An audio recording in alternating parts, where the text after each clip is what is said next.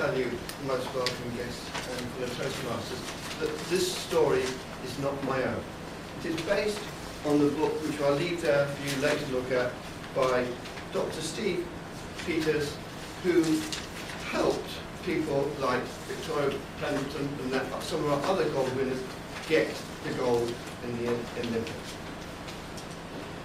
I'm going to talk about the first third of the book. We are told various things about the way our mind works, and we use terms, or experts use terms like ego, superego, innate. And whilst I remember them, whilst they've been explained to me, they don't have a natural meaning to me. So when I came across this book with its simple terms that I could relate to, I grabbed it. This is good. So what we're talking about today is our mind. And we're going to talk about our mind, representing it as the chimp, the human, and the computer. And I will go through and explain them all in turn. Originally, all our minds had to do was to recognise that's food, I go that way, and that's danger, I really will go that way.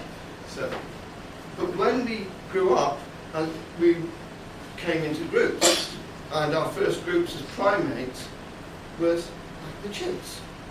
And what we had to do there was recognise how to behave with other group members. That was the next skill. And then when we became humans, we had to have another skill.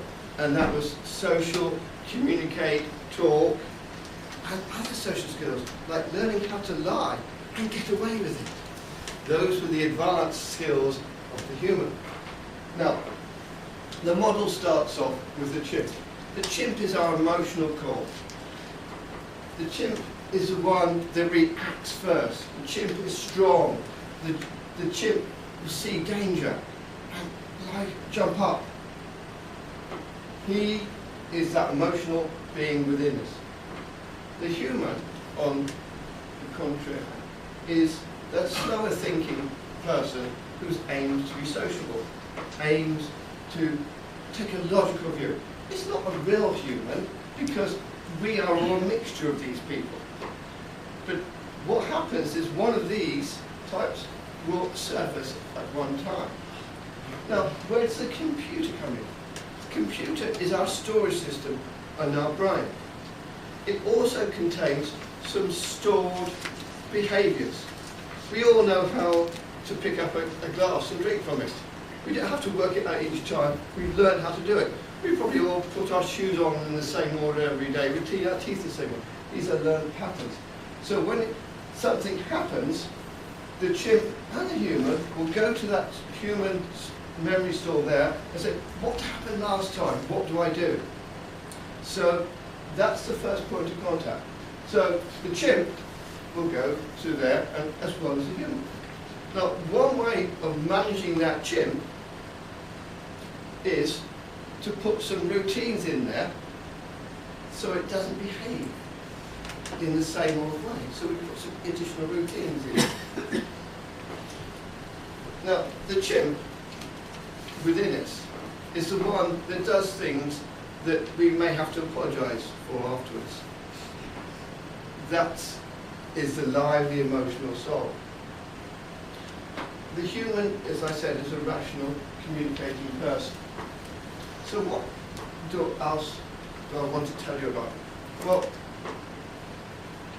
we can give the chimpiness in us a name.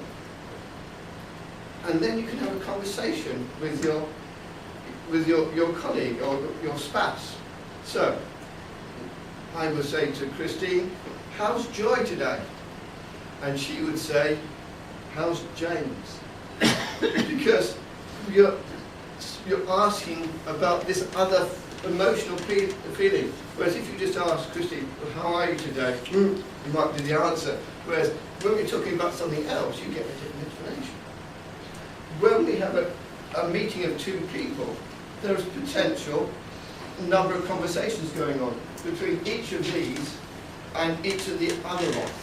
Now, if we want to settle something and have a rational meeting of minds, we need the human to be working. and talk to each other. So when you start talking to people, getting together, you've got to be careful that you don't do something to trigger the chimp. Because as soon as the chimp goes, ah, anything can happen. It may be that you want it to happen. You could end up with a wonderful party, or a fight, or perhaps a scene of passion if the two chimps get together. But most of the time, when we're communicating with other people, we want human. So we have to watch out for that chimp is getting let loose.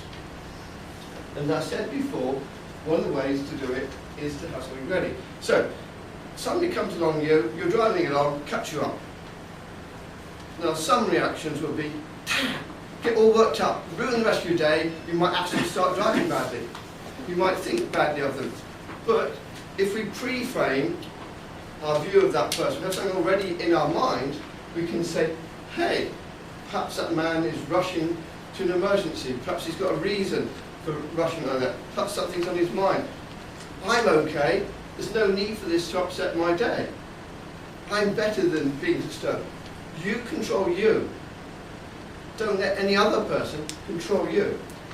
So, all I want you to do is to think of a name for your chimp within you, and what its characteristics are. And whenever you're doing something, ask yourself, who is in control? Is it the computer, the automatic response? Is it the logical human? Or is it the chimp within?